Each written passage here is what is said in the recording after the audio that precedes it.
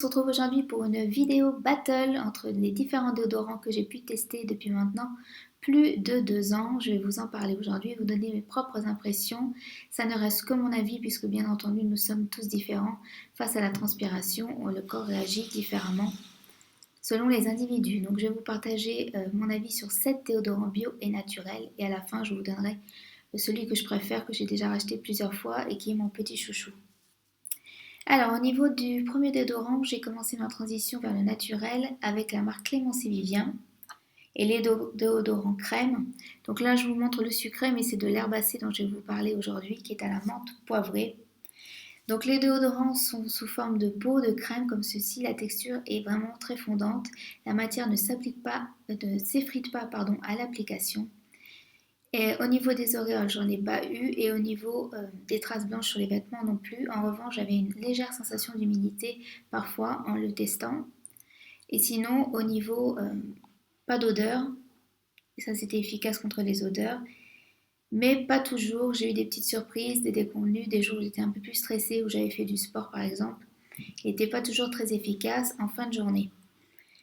Et d'autre part, l'herbacée contient la menthe poivrée qui avait tendance à m'irriter un petit peu les aisselles, à me piquer le dessous des bras. Donc c'est pas la version que je préfère. Moi, celui que je préfère, c'est le sucré à l'ylang-ylang et au cèdre, qui m'avait bien réussi au tout début quand j'étais passée au naturel pour les déodorants.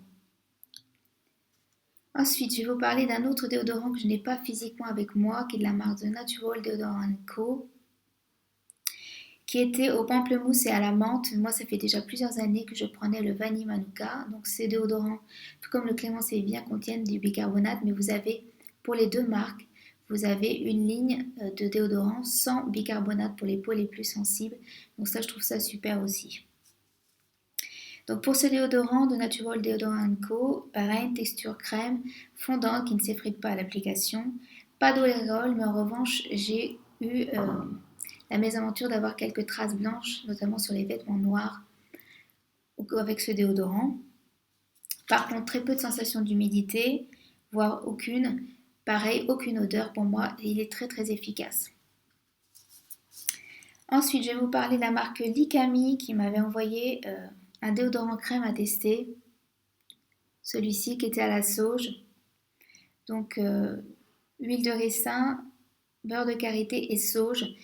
Alors par contre, je n'ai pas du tout aimé la texture de ces déodorants qui se présentent sous forme de crème, mais qui contient des petits grains, en fait, je pense, de bicarbonate, que le bicarbonate n'est pas assez mélangé dans cette préparation. Du coup, quand vous l'appliquez, ça s'effrite un petit peu. C'est pas très pratique. L'odeur est assez forte au niveau de la sauge. Moi, c'est pas ce que je préfère. Alors par contre, je n'ai pas eu d'auréole sous les bras ni de traces blanches avec ce déodorant. Sensation d'humidité et quelques odeurs parfois. Et pour moi, il a une efficacité très très moyenne et pourtant il coûte assez cher. On est autour de 30 € le déodorant. Mais franchement, personnellement, moi, je n'ai pas aimé ce déodorant. Je l'ai testé plusieurs fois, mais c'est vrai que, vous voyez, vous avez encore quelques petits grains, vous les sentez à l'application. Et du coup, bon, c'est pas très très agréable à utiliser. Donc ce déodorant n'a fait pas partie de mes chouchous, ça c'est sûr et certain. On va passer maintenant à un déodorant que je trouve sur ailleurs, que j'ai déjà pris une première fois dans le parfum original. C'est la marque Zion Health qui fait ça, Clé Dry déodorant. Donc celui-ci est à la menthe et à l'eucalyptus, je l'ai commencé il y a peu de temps. Il est en stick comme vous pouvez le voir, donc pas d'aluminium, du bicarbonate en revanche, comme ceci. Donc j'aime bien le packaging, je trouve ça super pratique à appliquer. Alors le seul bémol avec ce déodorant, c'est qu'effectivement, je n'ai pas eu d'auréole ni de traces blanches sur le linge, pas d'humidité ni d'odeur, un sans faute pour ce déodorant, excepté qu'il est assez dur à appliquer, il est assez sec, donc moi je humidifie avec un baumisateur d'eau thermale les aisselles et ensuite je l'applique et ça glisse tout seul, c'est impeccable. Il est très économique en plus, et c'est à 80 grammes et vous le trouvez sur iHerb à moins de 10 €. Je vous mettrai bien entendu mon code ici à iHerb de réduction si vous voulez commander sur le site. Ensuite, un autre déodorant dans le même petit comme ça que j'avais eu en stick, c'est les savons Joya qui faisaient ça. Je ne l'ai pas avec moi actuellement, je vous mettrai un petit insert pour que vous voyez à quoi il ressemble. Donc très pratique, hein, le stick, et il contient des huiles essentielles. Vous avez une formule aussi chez les savons de Joya sans huile essentielle que vous pouvez utiliser si vous êtes enceinte par exemple. Donc pas d'auréole, pas de traces blanches sur les vêtements et pas d'humidité ni d'odeur. Franchement, j'avais été bluffée par ce déodorant. Pareil, à moins de 10 euros le déodorant. En plus, ce qui est pratique, c'est qu'il est sans déchets puisque la première fois vous achetez le contenant et après vous pouvez racheter des recharges qui se fixent sur le packaging. C'est très pratique et très écologique. Il va nous rester deux déodorants à vous parler. Donc un que je n'ai pas avec moi, c'est le Velea Deo Bee. Donc moi je suis pas fan en général de ces textures-là qui sont assez liquides. Je trouve que ça laisse tout le temps toujours une sensation d'humidité sous les bras. Et c'est pas super quoi pour appliquer, je trouve. Donc c'est le Veleda Deo Bee à la grenade que j'avais utilisé. Vous en avez un aussi au citrus et puis un autre parfum mais je ne sais plus. Je vous mettrai un petit insert pour que vous puissiez visualiser. Donc ce roll-on n'a pas du tout été efficace sur moi. Pas facile à appliquer. Je trouve que la texture, comme je vous l'ai dit, est très liquide. Auréole et humidité et odeur. Donc, et plus des traces blanches sur le linge. C'était vraiment le combo, mais tout ce qu'il fallait pas dans ce déodorant est inefficace sur moi. Et voilà, je l'ai donné à quelqu'un pour qu'elle puisse l'utiliser. Tout comme le déodorant que je vais vous présenter maintenant, c'est un petit dernier que j'ai reçu.